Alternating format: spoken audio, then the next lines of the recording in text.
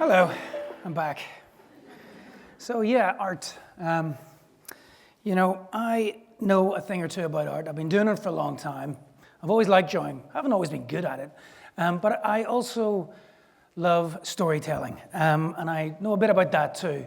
For 20 years, I've been telling stories and making art and putting them in books that are enjoyed by children. And people always ask me, where do you get the ideas for these stories? And I always tell them that they're all true stories.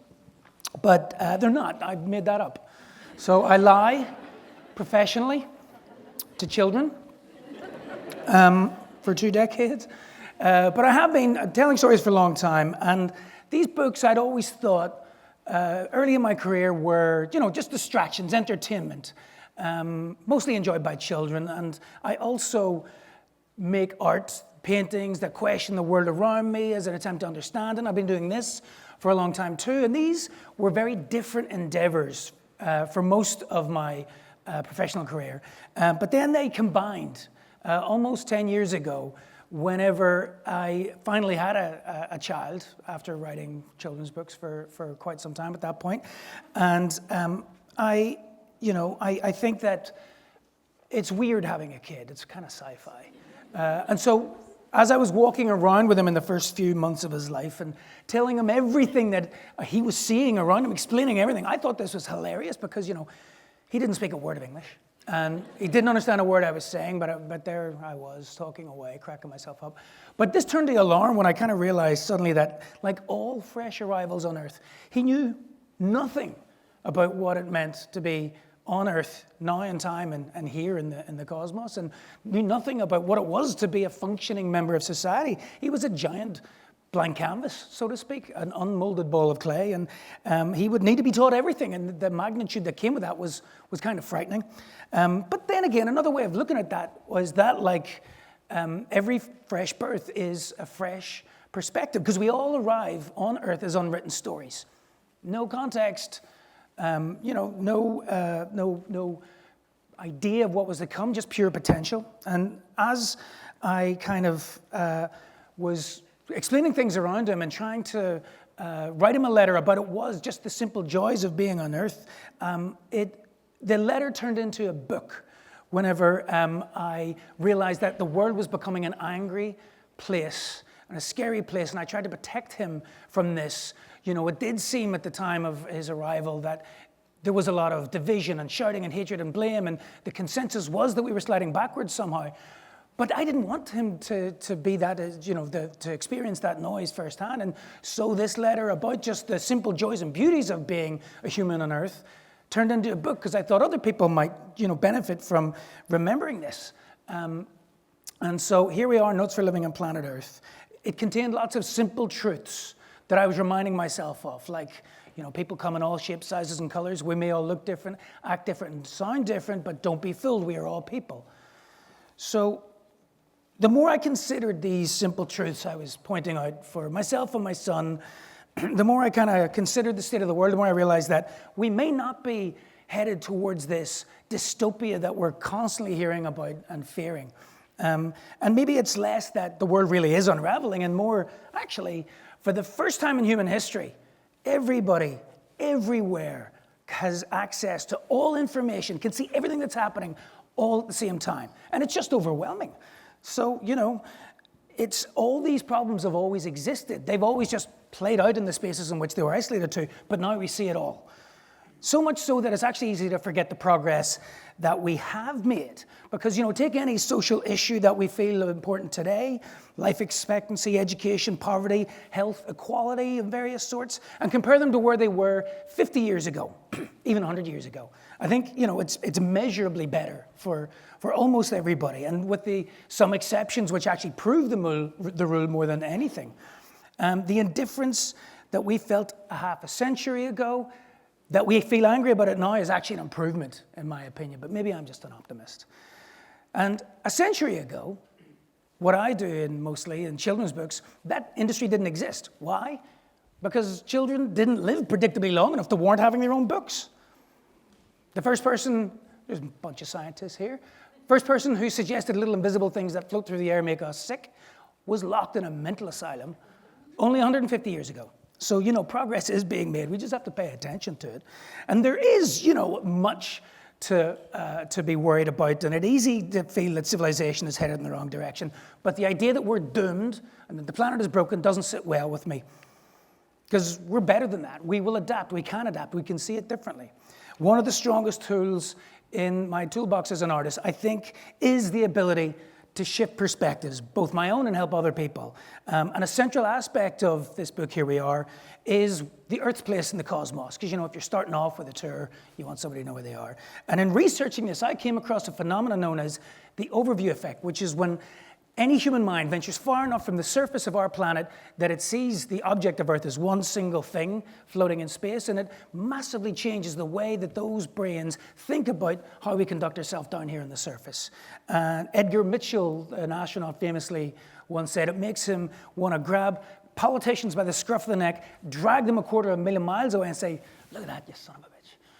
And I thought this perspective shift was reserved only for astronauts, but maybe not, because having grown up in Northern Ireland, which has had a pretty interesting, if not violent, political recent history, when explaining the nuance of this, the turbulence, the identity crisis, and the trouble it caused when I was growing up and still causes to well-educated, that one's Northern Ireland, by the way, that arrow, to well-educated Americans in New York City when I moved there, which is the other arrow, in the mid-2000s, the fact that most people didn't really know that our island was divided in two and that it caused a degree of trouble, it made the fighting between us back at home seem kind of tragic and poignant, just a waste of life and energy.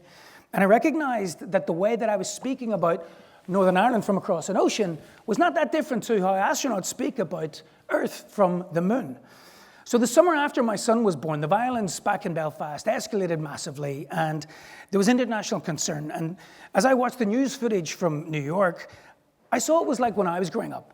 That it was actually just kids who were out there rioting and throwing petrol bombs and hurting each other and fighting with each other and causing harm and destruction. And it's like, what do these teenagers really know of the nuance of an 800-year-old conflict?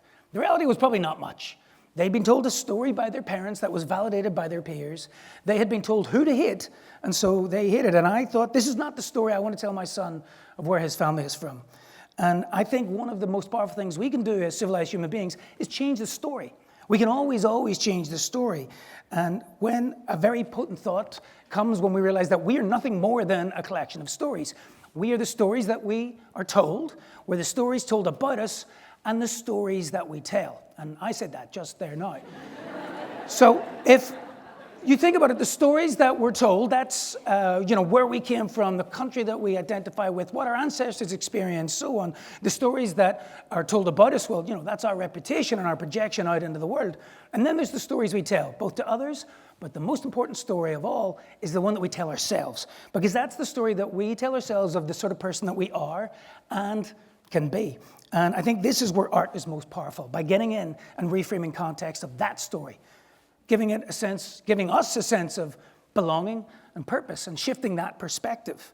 Because everything can change depending on where we see it from and how we choose to see it. So on Apollo 8, when they went up to look for a landing site for the moon, and those 3 astronauts looked back on Earth for the first time from that distance, they couldn't work out what giant landmass it was they were looking at. 3 very smart astronauts. They could see a giant landmass. It took them longer than they would care to admit to realize that they were staring at the entire bottom half of Africa. The reason they didn't recognize it is because it was sideways. And we have been conditioned so much to think of north at the top of the map, but really that's arbitrary. That's just a story we made up for ourselves to make sense out of chaos. And I made this map with all the countries labeled the right way up, but the map was south at the bottom to show that something even very familiar can suddenly seem really foreign when you view it from another perspective. So, I think even today, most of our conflicts and our battles come from these imaginary lines. They come from this notion of man-made borders that have nothing to do with the cosmological reality of we are on a ball floating through space, and wherever we go, we all go together. So given this, it's tragic to think of the amount of time wasted on these distractions of border disputes and imaginary lines, given the magnitude of our home, the threat of our home getting dangerously close to no longer being able to sustain life as we know it. And as it turns out, it's probably not going to be these border battles, these religious wars, these conflicts, these occupations, who has what, that will be the long-term threat to humanity. But it's, as COVID showed, probably going to be germs, or more likely, weather that will be the cause that will no longer make life possible for us all. And last time I checked, these things do not need passports. So that's why I believe that disunity is our current greatest obstacle. As different as we are, we're all surprisingly similar. I've traveled all over the world. I've been to almost all 50 states on book tours, on art tours, on just traveling, and I always talk to people, and I have met people from all backgrounds, walks of life, religious beliefs, political leanings, completely different backgrounds, and I believe the vast majority of people on earth are fundamentally good people when it comes down to it, on an individual level. I've never met anybody who wanted to be an asshole. I've met plenty of people who are, but I've never met anybody who actually wanted to be. My suspicion is that we're all just so busy trying to be understood that we forget to try and understand. And people get misinterpreted. They get caught up being defined by the idea of a perceived enemy, and they assume that they're being attacked and therefore double down in defense. But as I learned once watching my wife be a mother, you never get anybody to change their mind by telling them that they're wrong. But we do this all the time. And have you noticed, whenever you ask somebody what they want, they tend to answer with just a list of things they don't want. So it got me to thinking that everywhere, pretty much everybody, we're taught to prioritize that it's very important to be right. But one problem with this, that if somebody's right, it means somebody else is wrong, and you carry the weight of that defeat forward with you. That's pretty much how World War II came out of World War I. But what if we were to replace right and wrong in the context of any conflict or debate, big or small, with better and worse? Reframing it this way, it suddenly shows maybe it's much clearer what needs to be done, where we want to go, and what it is we actually want. Whenever I dig deeply, I kind of see that it's clear that we all just simply want the same things. We want safety, we want community, we want dignity and purpose, and all of these things should be easy enough for all living humans to accomplish. So, then we can concentrate on other problems. But what if I told you that this wasn't true either? I don't think we have a climate problem. The world is not broken. It's pretty much doing exactly what it should with the input it's receiving. For all of the challenges we face in a rapidly shifting environment growing hostile to life, there are solutions. We're just not rallying around the same ones, the same stories that will motivate us to implement them. So I think that we actually have a story problem rather than the climate problem, because we live in a cacophony of fractured stories that are suiting the person who's telling them rather than the person that they're being told to. But imagine a scenario where we could all just suddenly and clearly get energized by getting behind one single story, one where we're not too busy arguing over what to play on the radio to deal with the smoke coming out of the engine. And as lofty as this sounds, it's certainly more manageable than changing the weather. In 2022, I attended a climate conference in Scotland where I was one of the only artists in attendance. Amid scientists, politicians, business leaders, delegates. They didn't even have a box to tick for artists at registration, so they put me down for this instead, which was accidentally kind of worked. But I gave a breakout workshop to 30 or so people, and for many of them it was the first time they'd picked up a paintbrush since childhood. And they found it a very moving experience, and afterwards they were all saying, how can I take what you do to make what I do look better? But they were all asking their own question of art. That's not what art is. Art's not decoration. It's not the icing on the cake. It's not even the cake. Art is the table upon which the cake sits. Its job is to subtly and fundamentally shift the ground under your feet so you see the sky differently, to make you question what it is that you do and why. And I think that when you take that into consideration, look at it this way. Science is how we do things. But art is why we do them in the first place. And stories might be the most important pillar of all art. So my job as an artist and a storyteller, I think, is helping rally us towards a single better story, one framed by the very simple truth that this place alone in the cosmos is the only place where people live, can live. And so therefore, it is both simultaneously the location of all known problems in the universe, but the only place where they're going to be found. So whatever story that we all have to write together is, whatever perspective we choose, it's entirely down to us. Thank you.